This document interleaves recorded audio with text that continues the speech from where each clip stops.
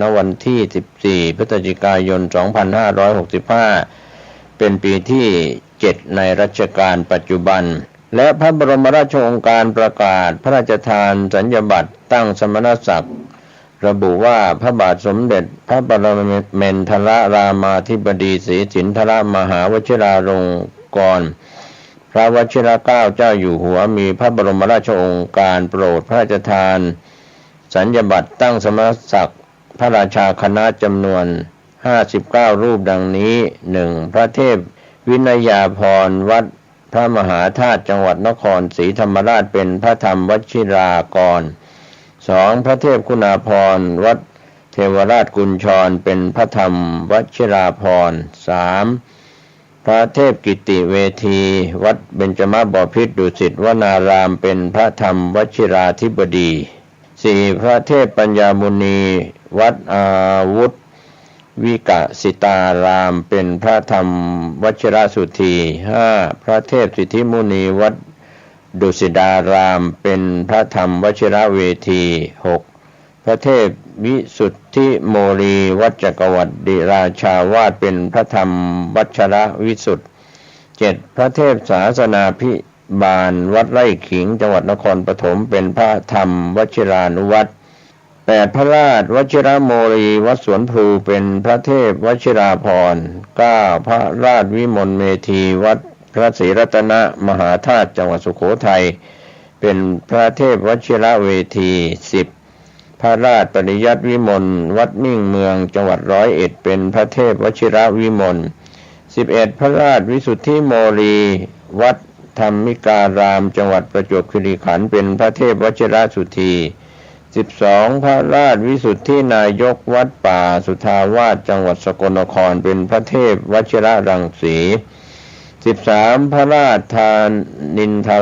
ราจารย์วัดกษัตราธิราชจังหวัดพระนครศรีอยุธยาเป็นพระเทพวชิรจริยาจารย์ 14. พระราชปัญญามุนีวัดเวรุวันจังหวัดยะลาเป็นพระเทพวชิรนายก 15. พระราชวิสุทธิญาณวัดป่าดาราภิรมย์จังหวัดเชียงใหม่เป็นพระเทพวชิราธิบดี 16. พระมุนีสารโสพลวัดธรรมถาวรจังหวัดชุมพรเป็นพระราชภาวนาวชิรมงคล 17. พระวิมลศรีราจารย์วัดบรมนิวาสเป็นพระราชภาวนาวชิราภรณ์ 18. พระภาวนาโพธิคุณวัดทานน้ำจังหวัดสุราษฎร์ธานีเป็นพระราชวชิรโพธิคุณ 19. พระปริยัติสารสุธีวัดนิเวศธรรมประวัติจังหวัดพระนครศรีอยุธยาเป็นพระราชวชิรสารสุธี 20. พระบวรรังสีวัดระฆังโคสิตารามเป็นพระราชวชิรโมลี 21. พระโสพลพุทธิธาดาวัดศรีนครารามจังหวัดอุดรธานีเป็นพระราชวชิรวิสุทธิ์ 22. พระปัญญานันทมุนีวัดชลประทานรังสฤษจังหวัดนนทบุรีเป็นพระราชวชิรธรรมพานี 23. พระปริยัติสารเมธีวัดราชภาธิการามเป็นพระราชวชิรวิมล 24. พระเมธีธรรมาจารย์วัดมหาธาตุยุวราชรังสฤษเป็นพระราชวชิรสารบัณฑิต 25. พระรัตนสราธิคุณวัดหนองกระเพาะจังหวัดสระแก้วเป็นพระราชวชิรานุวัตร 26. พระนิโรธรักขิตาวัดท่าเจริญพจน์จังหวัดนครสวรรค์เป็นพระราชวชิรสุนทร 27. พระวิเทศธรรมคุณวัดสุทาวาสสหรัฐอเมริกาเป็นพระราชวชิรวิเทศ 28. พระพุทธพยากรวัดราชสิทธารามเป็นพระราชพุทธวชิราคม 29. พระสมุทรมังคลาจารย์วัดกลางจังหวัดสมุทรปราการเป็นพระราชสมุทรวัชราจารย์ 30. พระครูวิจิตรธรรมคุณวัดแสงธรรมสุทารามจังหวัดนครสวรรค์เป็นพระสิริวชิรสุธี 31. พระครูวิสิทธิปัญญากรวัดบ้านตองจังหวัดลำพูนเป็นพระปัญญาวชิรกวี 32. พระครูสิริภาวนานุโยกวัด พงช้างเผือกจังหวัดระยองเป็นพระสิทธิวชิรมุนี33พระครูภาวนาโสพลวัดป่าธรรมโสพลจังหวัดลพบุรีเป็นพระภาวนาวชิรมงคล34พระครูศรีปริยัติวิสุทธิ์วัดด่านในจังหวัดนครราชสีมาเป็นพระศรีวชิรวิสุทธิ์35พระครูศรีปริยัตยาลังการวัดแจ้งแสงอรุณจังหวัดสกลนครเป็นพระพิสารวชิราภรณ์36พระครูอดุลคุณาทานวัดนิคมประทีปจังหวัดตรังเป็นพระมงคลวชิราคม37พระครูประหลัดสัมพิพัฒนสุตาจารย์สมชายวัดวชิรธรรมารามจังหวัดพระนครศรีอยุธยาเป็นพระวชิรกิจวิมล38พระครูประหลัดสัมพิพัฒนญาณาจารย์สาครวัดพญายังเป็นพระปริยัติวชิรโมลี39พระครูประหลัดสัมพิพัฒนปัญญาจารย์ธรรมจริยาวัดปากน้ำเป็นพระวัชรจริยาจารย์40พระมหาเกรียงไกรหิงสโกวัดบุญยืนจังหวัดน่านเป็นพระศรีวชิรเวที41พระมหาโชมปัญญาวชิโรวัดทิพสุคนธารามจังหวัดกาญจนบุรีเป็นพระศรีวชิรสุธี42พระมหาเมตรีปุญญามรินโทวัดราชบพิตรสถิตมหาสีมารามเป็นพระปริยัติวชิรกวี43พระมหาปกรณ์กิติทโลวัชนะสงครามเป็นพระศรีวชิรากร44พระมหาบุญช่วยประคุณโนวัดแจ้งจังหวัดนครศรีธรรมราชเป็นพระศรีวชรนาถมุนี45พระมหาพงษ์เชษฐ์ธีระวังโสวัดพายัพจังหวัดนครราชสีมาเป็นพระศรีวชิรานุวัตร46พระมหาครีจารุวังโสวัดควรกาหลงจังหวัดสตูลเป็นพระศรีวชิรมุนี47พระมหาสมนึกกิติโสพโนวัดบางกระเปาจังหวัดปราจีนบุรีเป็นพระศรีวชิรธรรมพาน48พระมหานงสุมังคโลวัดนวมินทราชูทิศสาธารณรัฐฝรั่งเศสเป็นพระศรีวชิรธรรมวิเทศ49พระครูสังวรสิทธิโชติวัดบ้านขุนจังหวัดเชียงใหม่เป็นพระวชิรกิจโสพล50พระครูวินัยรสสุนทรวัดตรีทศเทพเป็นพระวินัยวชิรเมธี51พระครูโสพลปริยัติยานุกิจวัดประยูรวงศาวาสเป็นพระโสพลวชิรวาที52พระครูปริยัติกิติธรรมรงค์วัดนายาวจังหวัดบุรีรัมย์เป็นพระวชิรกิติบัณฑิต53พระครูนรนาถเจติยาภิรักษ์วัดป่าบรมธาตุราชสักการสาธารณรัฐอินเดียเป็นพระวิเทศวชิรยาน54พระครูศรีปริยัติโคสิทธิ์วัดไตรมิตรวิทยารามเป็นพระปริยัติวชิราลังการ55พระครูปลัดสุวัฒนสมาธิคุณพีรศักดิ์วัดอรุณราชวรารามเป็นพระวชิรกิจสุนทร56พระครูปลัดสุวัฒนบัณฑิตคุณไพเราะวัดสระแก้วจังหวัดอ่างทองเป็นพระวชิรสิกขาการ57พระครูปลัดสุวัฒนวิมลละคุณบุญถินวัดปทุมคงคาเป็นพระภาวนาวชิรากร58พระครูปลัดสุวัฒนสารคุณสุเทพวัดสุทัศน์เทพวรารามเป็นพระศรีวชิรสารคุณ59พระครูปลัดสุวัฒนพรหมจริยคุณไพศาลวัดสิริวัฒนารามจังหวัดนครปฐมทั้งนี้ตั้งแต่บัดนี้เป็นทั้งนี้ขออภัยทั้งนี้ตั้งแต่วันที่13พฤศจิกายน2565ประกาศณวันที่14พฤศจิกายน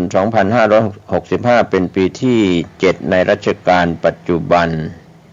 ประกาศแต่งตั้งเจ้าอาวาสพระอารามหลวงและเจ้าคณะ4รูปพระพรหมโมลีเจ้าอาวาสวัดปากน้ำพระบาทสมเด็จพระเจ้าอยู่หัวทรงพระกรุณาโปรดให้แต่งตั้งพระสังฆาธิการดำรงตำแหน่งเจ้าอาวาสพระหลวงและเจ้าคณะจังหวัด โดยพระพรหมโมลีเป็นเจ้าวาดวัดปากน้ำพระครูสุธีธรรมโสภิตเป็นเจ้าวาดวัดนิมมานรดีพระสุธีรัตนาพรเป็นเจ้าวาดวัดเสวตฉัตรและพระราชธรรมเมธีเป็นเจ้าคณะจังหวัดจันทบุรี11พฤศจิกายน2565 Daily News ออนไลน์ได้รายงานว่าผู้ในการประชุมมหาเถรสมาคมมศ.ครั้งที่ 27/2565 เมื่อวันที่ 10 พฤศจิกายนที่ผ่านมาได้มีการรายงานมติการประชุมมศ.ครั้งที่ 26/2565 โดยมีเรื่องที่มศ.มีมติรับทราบเรื่องพระราชดำริโปรดให้แต่งตั้งเจ้าวาดพระอารามหลวงและเจ้าคณะจังหวัดจันทบุรีระบุว่าเลขาธิการมหาเถรสมาคมเสนอว่าตามที่สมเด็จพระสังฆราชได้มีพระลิขิตว่าด้วยการแต่งตั้งพระสังฆาธิการให้ดำรงตำแหน่งเจ้าอาวาสพระอารามหลวงจำนวน3 รูปและเจ้าคณะจังหวัดจันทบุรีถึงราชเลขานุการในพระองค์พระบาทสมเด็จพระเจ้าอยู่หัวเพื่อให้นำความกราบบังคมทูลพระกรุณาทรงทราบฝ่าละอองธุลีพระบาทตามกฎมหาเถรสมาคมฉบับที่ 24 พุทธศักราช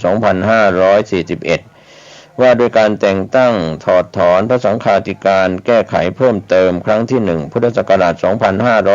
2563 ออกตามพระราชบัญญัติคณะสงฆ์พุทธศักราช 2505 แก้ไขเพิ่มเติมโดยพระราชบัญญัติคณะสงฆ์ฉบับที่ 2 พุทธศักราช 2535 และที่แก้ไขเพิ่มเติมโดยพระราชบัญญัติคณะสงฆ์ฉบับที่ 4 พุทธศักราช 2561 เมื่อมีพระราชดำริเป็นประการใดให้มศ.ดำเนินการตามพระราชดำรินั้นบัดนี้ราชเลขานุการในพระองค์พระบาทสมเด็จพระเจ้าอยู่หัวได้มีหนังสือลงวันที่ 15 ตุลาคม 2565 กราบทูลสมเด็จพระอริยวงศาคตยานสมเด็จพระสังฆราชสกลมหาสังฆปรินายกประธานกรรมการมศ.แจ้งว่าได้นำความกราบบังคมทูลพระกรุณาทรงทราบฝ่าละอองธุลีพระบาทแล้ว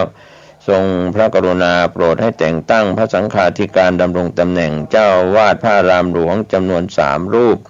และเจ้าคณะจังหวัดจันทบุรีดังนี้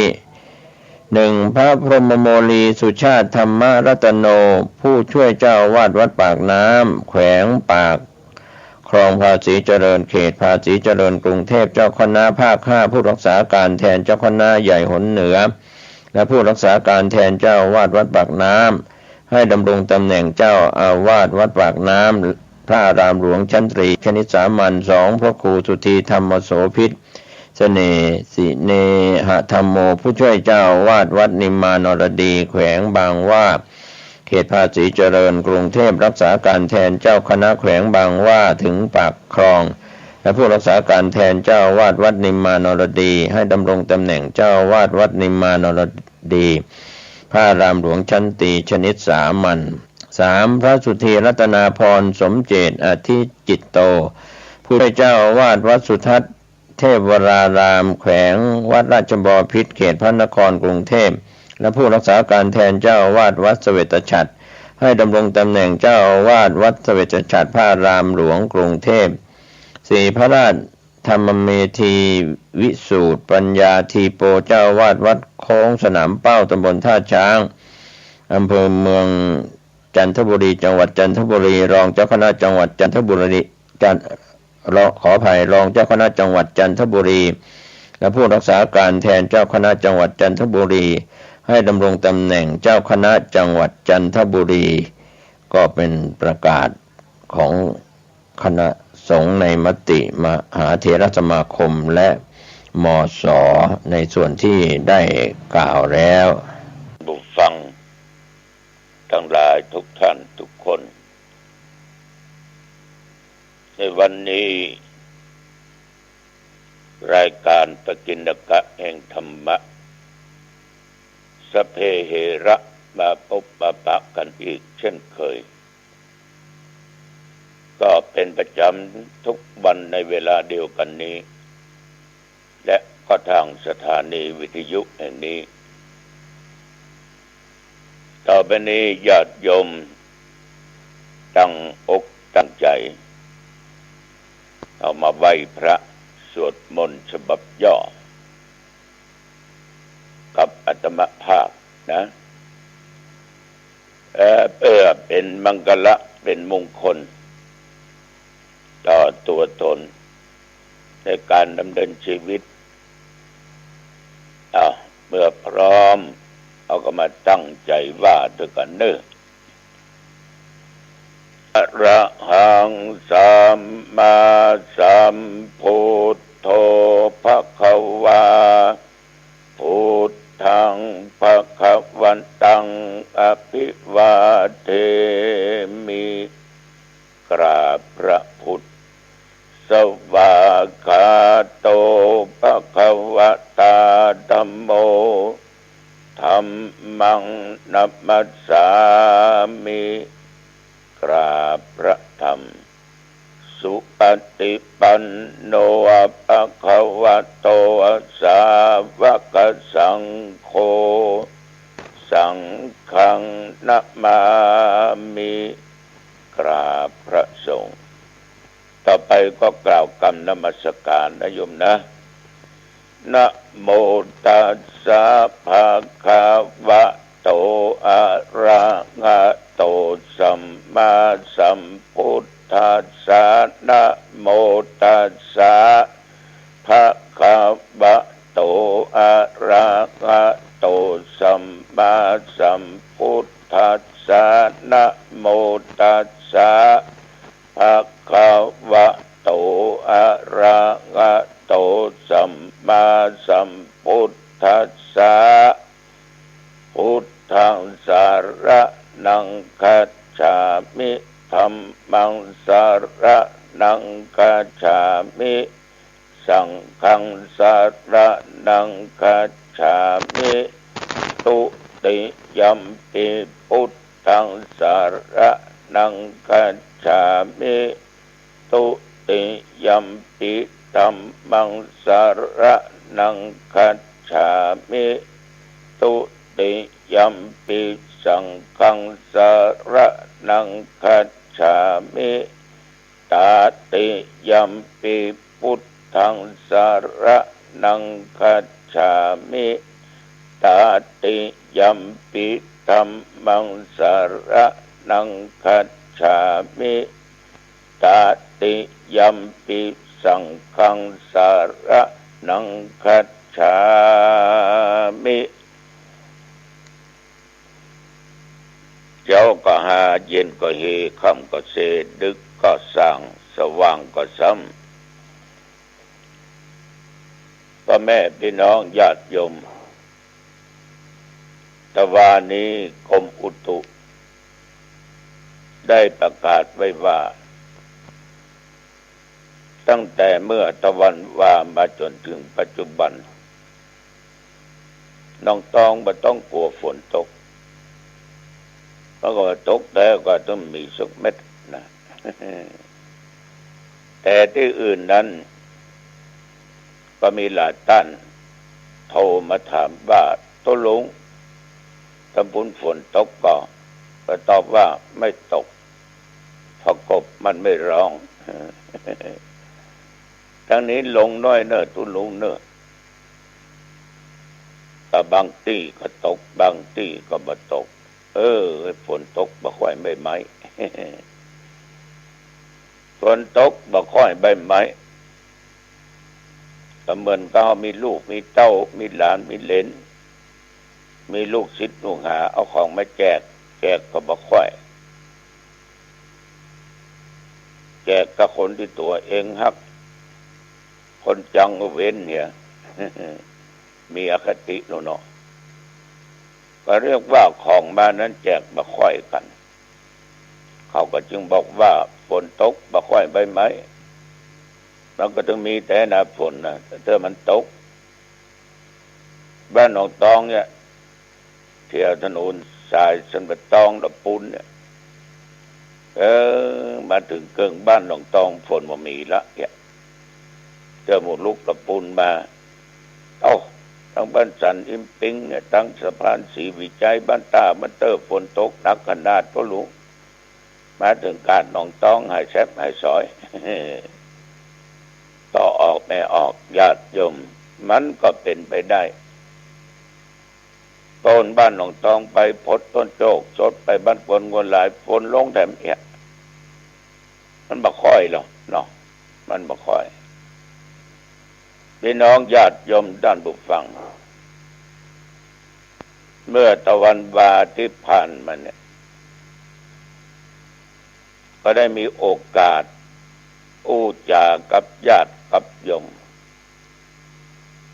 อู้กันเรื่องการลูกเต้าไปคบเพื่อนคบฝูงแล้วก็ยังว่านั่นน่ะเพื่อนฝูงเนี่ยบ่มีก็บ่ดีมีถ้าได้เพื่อนดีก็ดีเพื่อนบ่ดีก็ตาไปทั้งหาย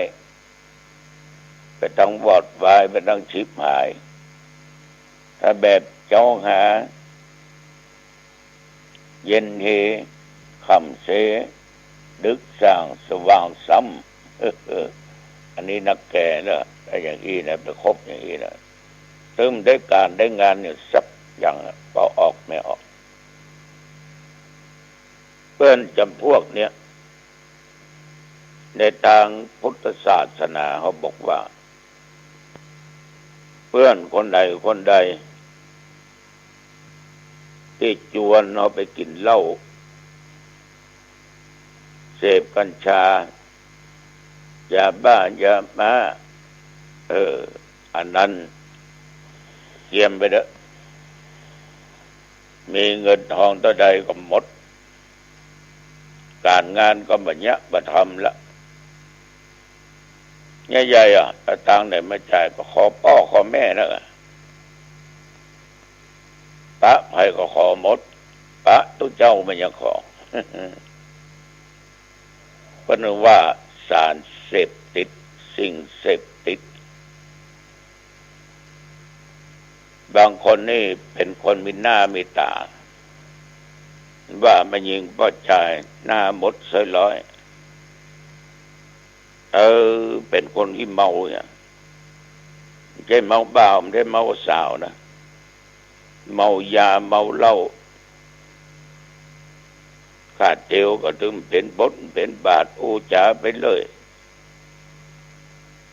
ถ้าผ่อนตอนสบายติใส่มันมาเอาสักอย่างเสาะสตางค์อย่างเดียวเสาะกินอย่างเดียวดื่มอย่างเดียวเสพอย่างเดียวในเรื่องของมึนเมาญาติโยมก็ลองสังเกตดูเนาะมันหันได้ชัดๆนะขนาดอดีตนักมวยไปบวชเป็นตู้เจ้าสนับมือยังใส่หรอกไปบิณฑบาตเนี่ยแสดงท่าทางออกมาบ่กลัวภัยสักคนผู้ใหญ่บ้านกับชาวบ้านถึงบ่กลัวมันมีความยังอายญาติโยมหลวงพาจีวรออกมันถึงเอาละเดือดละตายคนนั้นคนนี้หล่อใส่คนนั้นคนนี้เพราะมันเมานั่นน่ะเจ้ามาก็หาสายมาก็เฮนั่นน่ะรูปร่างลักษณะที่เป็นพระเลยหายหมดกลับกลายเป็นนักเลงไปก็ทำให้ตัวของท่านเองเป็นผู้เสื่อมพุทธศาสนาศาสนาคำสอนของพระพุทธเจ้าไม่ได้เสื่อมวัดนั้นก็ไม่ได้เสื่อมตุเนนที่อยู่ด้วยกันก็ไม่ได้เสื่อมท่านเสื่อมคนเดียวญาติโยมเข้าใจอย่างนี้นะเพราะท่านสร้างขึ้นมาอย่างนั้นเพราะการคบเพื่อนมันไปเลือกคบเพื่อนที่ขี้เมาขี้อย่างสปะส เปดเข้ามานุ่งผ้าเหลืองแล้วก็นึกว่าฤทธิ์เหล่านี้สิ่งเหล่านี้จะหมดหายจางไปแต่ที่ไหนได้มันซึมอยู่ในสายเลือดดูแล้วก็ผลดีน่าสังเวชน่าสลดใจก็เพราะย้อนไปคบเพื่อนที่เปิ้นกินเปิ้นดื่มเปิ้นเสพฟิวหรือขาดคือสติขาดก็เลยแสดงบทบาทออกมามาน่าดูมาน่าชมนี่ขนาดบวชเป็นตุนะจะเป็นกำนันผู้ใหญ่บ้านเป็นอย่างก็ตามถ้าไปคบหมู่กำนันที่คือมีแต่ดื่มแต่กินก็จะเป็นคนกินเหล้ากินยาไปอันน่ะเป็นครูก็ครูกินเหล้ากินยาเป็นข้าราชการตำแหน่งใดก็เป็นกินเหล้ากินยาไปคบคนอย่างใดก็เป็นไปอย่างนั้นทำมือชิบหายทั้งตำแหน่งและหน้าที่ทั้งชื่อเสียงของตัวเองที่สร้างไว้หมดบางคนนี่ญาติโยมก็เคยเคยไปไหนกลางค่ำกลางคืนอยู่กับครอบครัวอยู่กับพ่อกับแม่อยู่กับผัวกับเมียว่าไม่ยิ่งกว่าใจถ้าไปคบคนที่ชอบมันตึงชอบคนดื่มมันตึงดื่มชอบคนคบคนมันตึงไปวันนี้ไปบุญบอกร้านนั้นนะคาราโอเกะเหรอเขาว่าม่วนนะสาวก็นักไปว่าไปเหมือนเขาโดนยุเข้าวันใดผิดก็เมียไปละไปละอยู่บ้านเบื่อไปกลางค่ำกลางคืนมันจะไม่ได้หรอกมันก็ต้องกินถ้ากินเข้ามันก็ตึกอิ่มมันตึงเมามันตึงเสียถ้าไปดื่มเล่นกินเนี่ยมันก็หมดเสี่ยงกับเสี่ยงเลยเป็นคนขี้กลางค่ำกลางคืนไปฉะนั้นญาติโยมคดคนอย่างใดเป็นคนอย่างนั้นบ่เคยเล่นก็เล่นการพนันนะเล่นแชร์เล่นโอยเล่นม้าเล่นทัวเล่นบะเกียวไฮโลเล่นไพ่เล่นการพนันทุกชนิดเนี่ยบะเป็นเล่นบะจ้างคนจ้างมันต้องสอนบางคนก็มาแก้ว่าแก้ง่อมแก้งันสิงหรอก ความชิบหายนะก็คืบคานเข้ามาทุกคณะนะญาติโยมเนี่ยคืบคานเข้ามาทุกคณะแล้วฉะนั้นต้องเว้นจากคนเหล่านี้เพื่อนฝูงเหล่านี้ที่จักจวนไปในทางที่ชิบหายไว้วอดไปในทางอบายมุขไปในทางที่มันผิดศีลผิดธรรมบางอย่างก็ผิดกฎหมายบ้านเมืองเนี่ยญาติโยมทั้งหลายบางคนนึงเป็นอย่างนี้เจ้ามาหาเย็นมาเฮค่ำมาเสดึกสร้างสว่างซ้ำดื่มได้ที่ได้ทางแล้วก็เมาเฮฮากันเดือดกันเต็มบ้านเต็มจองเต็มร้านปิกบ้านปิกจองก็ความเมาก็สร้างไปจางไปเจ้ามาก็ซ้ำเข้าไปแถมก็เรียกว่าถึงประยุทธ์ถึงประย่อนถึงประพักถึงประพรก็เป็นสาเหตุ แห่งความชิบหายเป็นสาเหตุทำให้ครอบครัวอยู่บ่เป็นสุขเหมือนหม้อนรกอย่างที่เขาว่านะเดือดออกกันพิษออกกันเถียงหัวกันกระทบกระเทือนเดือดลูกเดือดเต้าเตือนลูกเต้าห้ามเรียนหนังสืออยู่ทำการบ้านการงานอยู่พ่อมันแม่มันเดือดด่าละลานไปทั่วญาติโยมทำให้คนดีเนี่ยเสียสติได้อันไปมีเรื่องมีราวอย่างลูกติดยาอย่างมาทำร้ายพ่อทำร้ายแม่พ่อแม่จนอดมาได้แจ้งเจ้าหน้าที่ตำรวจจับไปเพื่อไปคัดเก๋าเอาไปดัดสันดานเนี่ย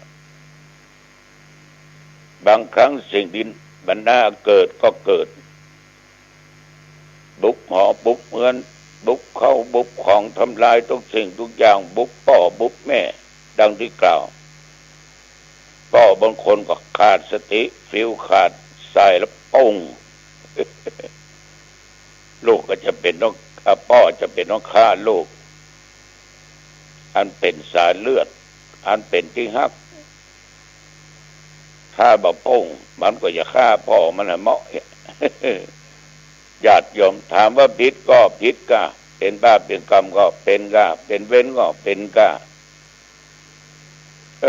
มันถึงเป็นกรรมเว้นของเขาบางอย่างนี่ญาติโยมเรื่องเหล้าเรื่องยาเนี่ยมันทำลายทุกสิ่งทุกอย่างจะฟังน้ำมนต์แล้วนะมีวัดหนึ่งท่านองค์นี้เปิ้นบวชเป็นเด่นไปก็ศึกออกไปได้หลายปีปิกเข้ามาบวชเป็นตุเจ้าไอ้ตอนเขามาบวชเป็นตุเจ้าเนี่ยมันก็ติดมาแล้วเนาะมันก็คงจะกินจะดื่มตัวเพื่อนตัวฝูงเปิ้นบวชเป็นตุเจ้าเปิ้นปฏิบัติจัดดีเทศธรรมก็เก่งการงานวัดสะอาดสะอ้านปฏิบัติกิจออกบิณฑบาตแต่เมื่อเข้าข่าวว่าเมาหำละยุกหำละเจ้าบ้านเจ้าจองมาฟ้องมาร้องสืบไปมาก็เป็นเพื่อนเก่าเพื่อนขี้เหล้าอย่างเดียวกันนั่นนะ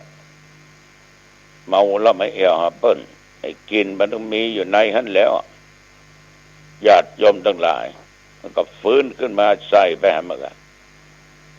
ในที่สุดก็จะเป็นต้องศึกพระเจ้าบ้านมาเอาเพื่อก็สำนึกตัวได้ศึกออกไปอยู่เป็นคนบ้านปี2 ปีเมาเหลือเก่าเอาเข้าปิกไปบวชให้ญาติพี่น้องก็ขอบวชให้ก็เอาอย่างเก่ายุกแต่ตาเนี่ยเข้าก็ทุเจ้ายุกอยู่ทราบกินบะมุดตึงไว้ศรัทธาเปิ้นก็ใจดีอนุโลมบริโลมกันอย่างที่เรียกว่าหน้าอวดศรัทธาเปิ้นไปถึงมาฟ้องไปถึงมาร้องมาเรียนเนี่ยได้ทั้งสิ้นเปิ้นว่าจนมีคณะสงฆ์ไปไปจ่าศรัทธาก็บอกว่าขอเตอะหลวงพ่อขอเตอะอาจารย์ถ้าเปิ้นศึกออกไปจะถึงมีไผมาเฝ้าวัด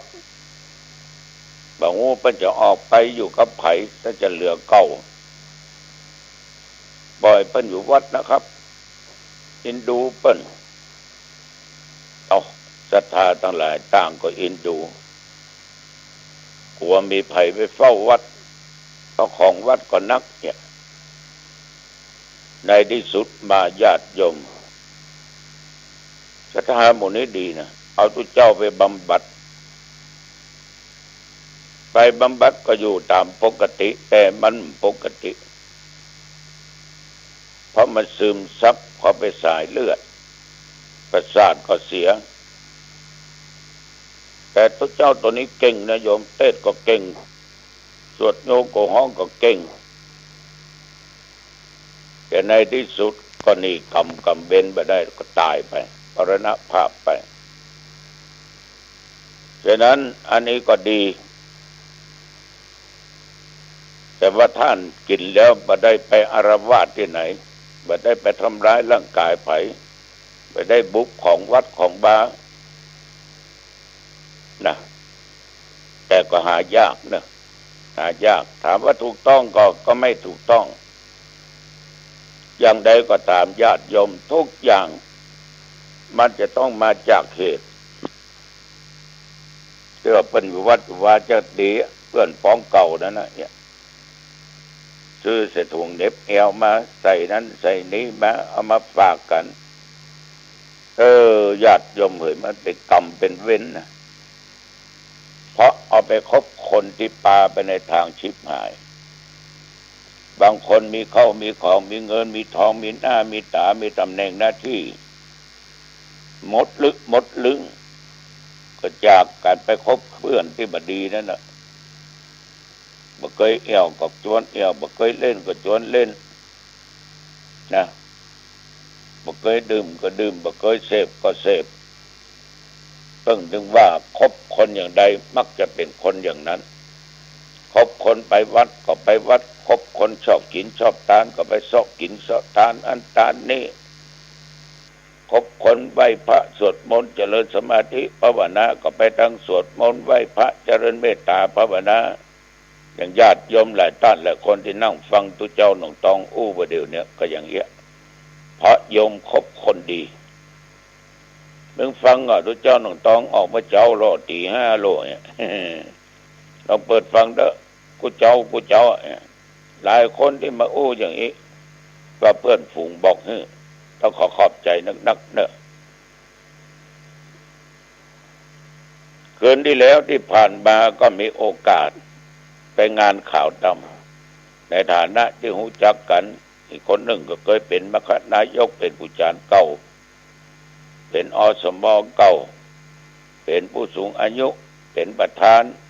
เป็นกำนันเป็นผู้ใหญ่บ้านเป็นสารวัตรกำนันอายุได้90 ปีเป็นจากไปทางหน่วยปปส.และลูกเต้านิมนต์อาตมภาพไปเทศน์ธรรมแล้วก็ตั้งอกตั้งใจฟังกันโดยจิตเป็นสมาธิคือแล้วก็ใช้เวลาเทศน์ประเมิน35 นาทีก็เอวังก็มีด้วยประกาศราชนี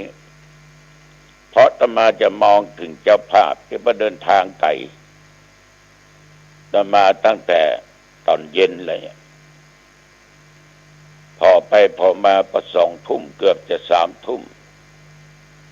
ใจเขาใจเราก็เลยเอวังก็มีด้วยประกาศราชนีก็จะต้องรู้จักการเวลาตัวเรียกว่าต้องรู้จักการเวลาแบ่งปันเวลาเจ้าภาพได้ปิกบ้านปิกจองเพื่อเดินทางมาไกลกลางวันก็ทำการทำงานวันยังค่ำ35 นาทีถึงใบพระอับศีลจบ อันนั้นก็อย่างหนึ่งก็ไปเยี่ยมเยือนกันอีกร้านหนึ่งก็เป็นคนที่รู้จักกันเนี่ยสังคมเอาถึงวันเนี่ยอ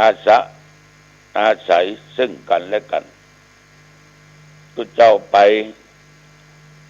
ก็เรียกว่าไปร่วมหอมกินหอมทานผ้าไตรกาปัจจัยกาเหมือนกันกุตนกุองอย่างเงี้ยถ้ามันมีก็ไปหอมกันผ้าไตรมันมีก็แล้วไปก็เรียกว่าเป็นสิ่งที่แสดงออกว่าทุกเจ้าท่านทั้งหลายนั้นน่ะท่านก็เสียสละท่านก็ไม่ได้หมายความว่าจะเอาอย่างเดียวอย่างคือแล้วทำไมเองก็ต้องเสาะหาผ้าไปทั้ง2ทายใส่ซองไว้ถึง2 ซองเอาเปิ้นเคยกินเคยทานเข้าวัดเข้าวาแก่พุทธศาสนาแก่สังคมแก่พี่น้องชาวบ้าน เอาหันอยู่ว่าเพิ่นเป็นคนดีก็ย่อมได้รับสิ่งดีๆอันนี้ฝากกับญาติกับโยมเด้อเกิดมาเป็นคนทำดีเอาให้ได้เนอะเวลาตายไปได้ฝากดีไว้เอาละวันนี้อู้จาไปมาหันเวลาพอสมควรอายุวันโนสุขังพลังพบกันใหม่โอกาสหน้าสวัสดีครับท่านผู้ชมและท่านผู้ฟังที่เคารพธรรมสาระวันนี้ผมกาเศรษฐ์เพชรสำริดวิทยากรก็ชวนท่านคิดท่านพิจารณาหลักธรรมคำสอนในทางพระพุทธศาสนาผสมผสานกับปราชญ์บัณฑิตทั้งคนไทยและชาวต่างชาติที่เราได้รับรู้รับทราบกันนะครับเรื่องราวที่เป็นประโยชน์ที่จะทำให้เราได้นึกได้คิดกันพี่รู้สองน้องรู้หนึ่งนั้นก็ยังใช้ได้กับเราหลายคนหลายท่านที่อยู่ในประเทศไทยหรืออยู่ต่างประเทศก็ตามช่วงใดๆประเทศไทยเราได้เดินทางไปเชื่อมสัมพันธไมตรีต่างประเทศหรือต่างประเทศมาเชื่อมสัมพันธไมตรีก็ถือว่าเป็นส่วนที่เรื่องของทูตานุทูตทั้งหลายก็มีการตั้งสถานทูตในแต่ละประเทศนั้นก็เป็นการสร้างโอกาสให้ได้เจรจากันพูดคุยกันรวมไปถึงการประชุมใหญ่ในระดับนานาชาติหลากหลายประเทศด้วยกันหลายคนหลายท่านอาจจะมองว่าเราอยู่เฉพาะบ้านเราก็เพียงพอแล้วไม่ต้องไปสนใจบ้านใกล้เรือนเคียงก็คงไม่ใช่บ้านใกล้เรือนเคียงก็เหมือนเป็นคนต่างประเทศที่อยู่คนละบ้านคนละเรียกว่าบ้านชิดติดกันตึกติดกันอาคารติดกันสำนักงานติดกันไม่คบค้าสมาคมกันไม่พูดคุยกันหรือวัดวาอารามต่างๆที่อยู่ใกล้ชิดกับชาวบ้านก็ต่างคนต่างอยู่ไม่พูดคุยกันไม่ทำความเข้าใจกันมีเรื่องราวต่างๆก็ไม่ประชุมหารือแม้แต่นัดประชุมก็ไม่เข้าร่วมประชุมขาดการประชุมไม่ให้ความสำคัญก็เรียกว่าวันแมนโชว์ตัวเองเก่งคนเดียวพูดคนเดียวอยู่คนเดียวเรียกว่าไม่เอาใครเป็นเพื่อนคิดเพื่อนแสดงออกก็จะมีแต่เรื่องยัดเยียดให้คนอื่นเขาฟังตนเองเพียงอย่างเดียวลักษณะของการร่วมมิตรในบ้านใกล้เรือนเคียงก็ไม่มีเหมือนกับนานาชาติที่ไม่สมคบไม่ไปประชุมร่วมหรือไปก็ให้ความสำคัญโดยเฉพาะผู้นำไม่ได้ไปร่วมให้ตัวแทนไปอะไรอย่างนี้ก็ถือว่าไม่มีมิตรที่เป็นมิตรร่วมบ้านใกล้เรือนเคียงประเทศในโซนต่างๆไม่ว่าจะเป็นเอเชียยุโรปอเมริกาอย่างไรก็ตามเรื่องราวเหล่านี้นะครับท่านที่ได้ทำความเข้าใจกันว่าเราจะต้องศึกษามนุษยศาสตร์ทั้งมนุษย์ในประเทศไทยและก็มนุษย์จากต่างประเทศสังคมศาสตร์ก็สังคมประเทศไทยและสังคมต่างประเทศวิทยาศาสตร์แล้วก็ในศาสตร์ต่างๆมากมายนะครับโดยเฉพาะในแค่พระไตรปิฎกเนี่ยมีมากกว่า18ศาสตร์ถ้าผู้ที่ไปศึกษาในพระไตรปิฎกซึ่งเป็นคัมภีร์ของพุทธในทางพระพุทธศาสนาวันนี้ยังมีเรื่องเล่าต่อซึ่งเป็น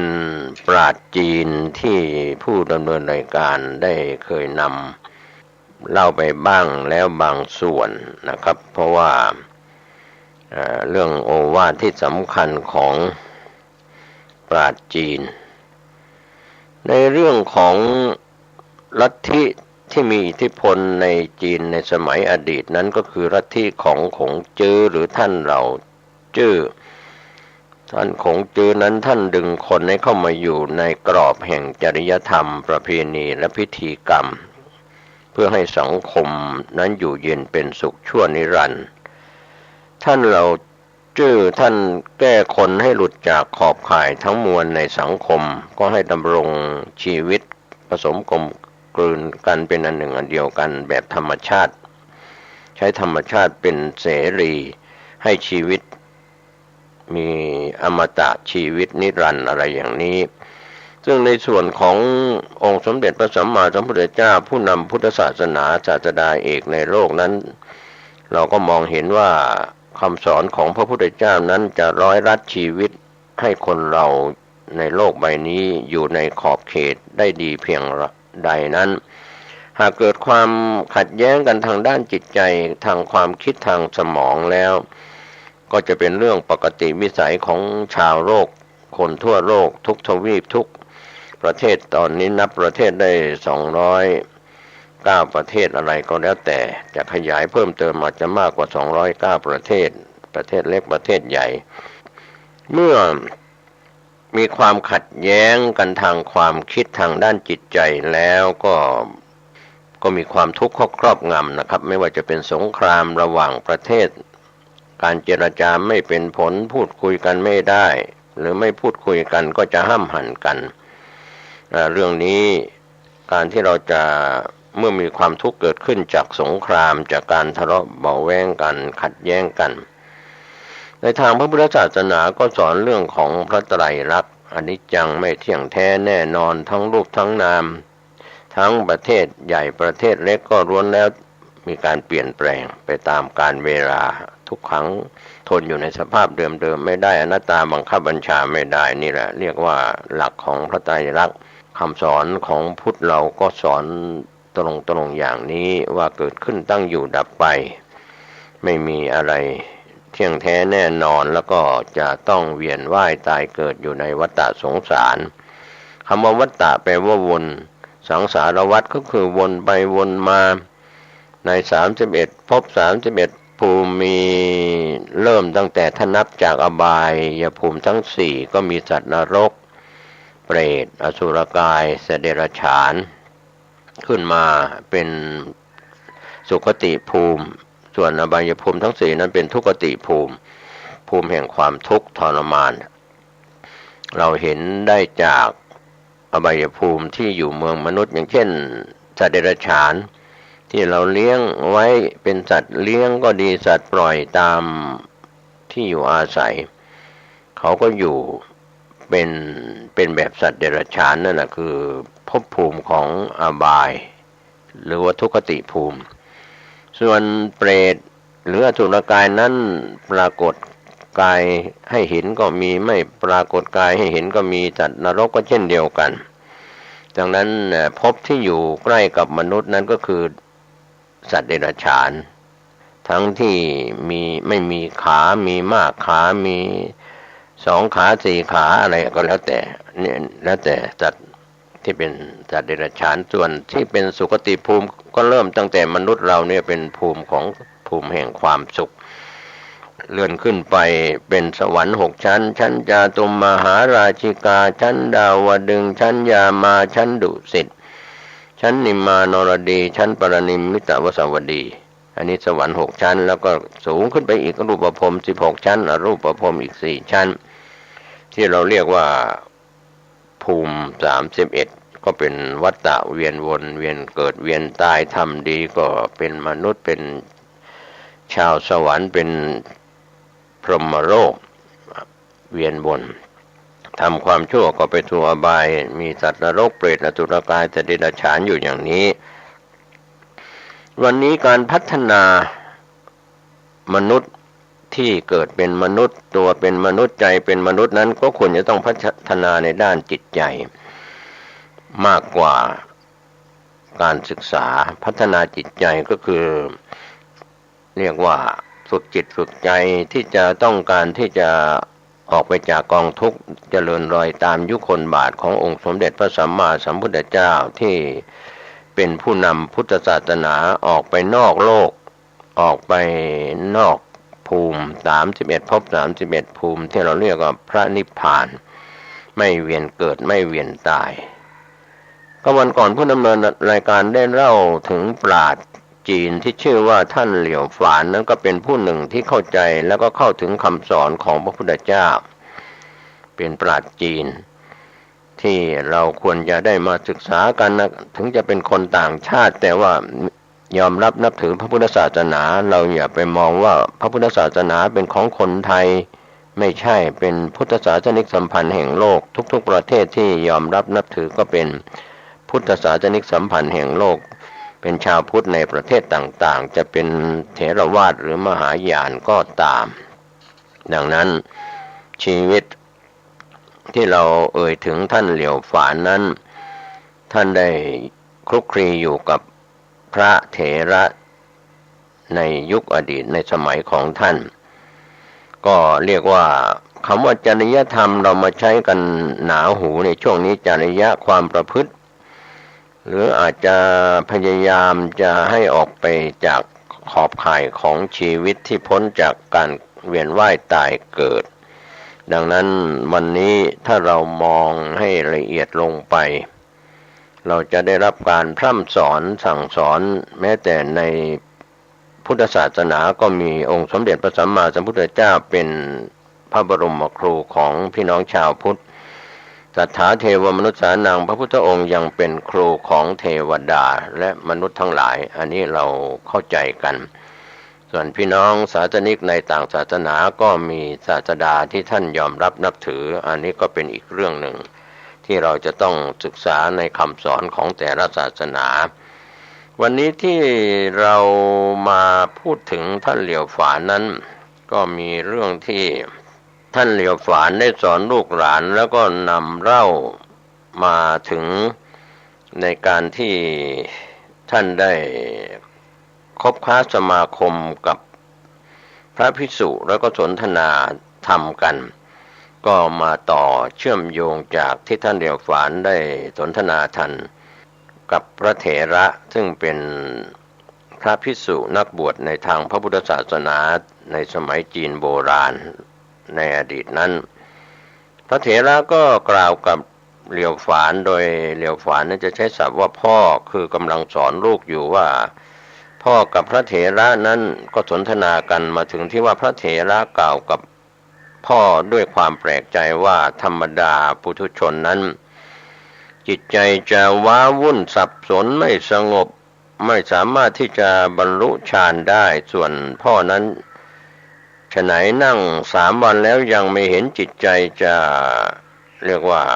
นั่ง3 วันแล้วก็ยังไม่เห็นจิตใจของตัวเองจะวอกแวกเลยเหลียวฝานก็กล่าวว่าพ่อสอนลูกว่าสาเหตุท่านผู้เฒ่า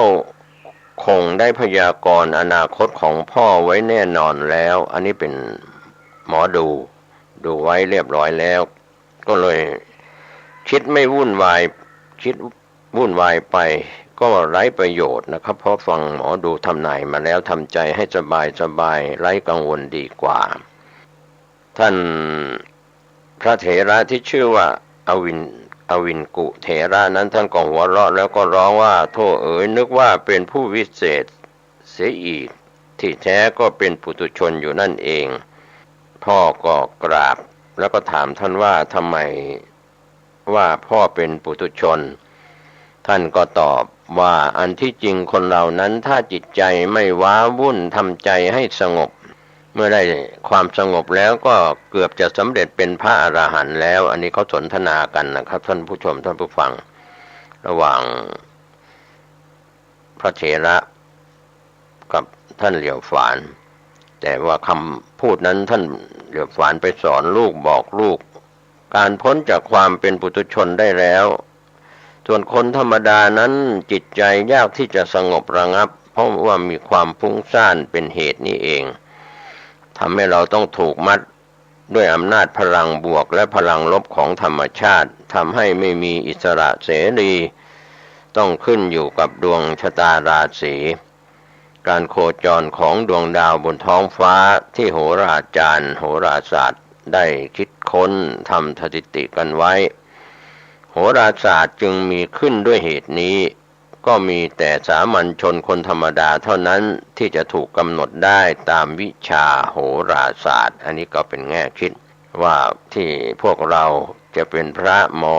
ดูให้ญาติโยมเข้าไปดูกับ